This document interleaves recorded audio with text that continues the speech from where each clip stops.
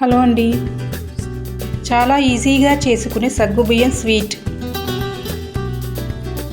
ఎలా చేయాలో చూపిస్తాను. సగ్గుబియ్యాన్ని 1 అవర్ పాటు నానబెట్టి ఉడికించాలి. ఈ ఉడికించిన సగ్గుబియ్యంలోకి పాలను యాడ్ చేయాలి.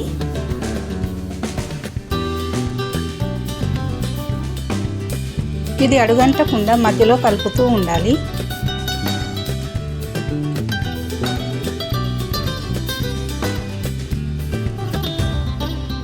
టేస్ట్కి తగినంతగా షుగర్ను యాడ్ చేయాలి.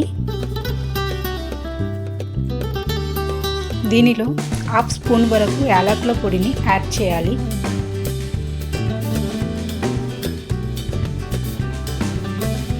మరొక ప్యాన్ తీసుకొని అందులో 1 స్పూన్ వరకు నెయ్యిని వేసి డ్రై ఫ్రూట్స్ను ఫ్రై చేయాలి. ఈ ఫ్రై చేసిన డ్రై ఫ్రూట్స్ని సగ్గుబియ్యంలో కలపాలి. ఈ మిశ్రమం కొద్దిగా చిక్కబడేంత వరకు కలుపుతూనే ఉండాలి. ఇది కొద్దిగా చిక్కబడిన తర్వాత స్టవ్ ఆఫ్ చేయాలి. ఎంతో టేస్టీగా ఉండే సగ్గుబియ్యం స్వీట్ రెసిపీ రెడీ అవుతుంది.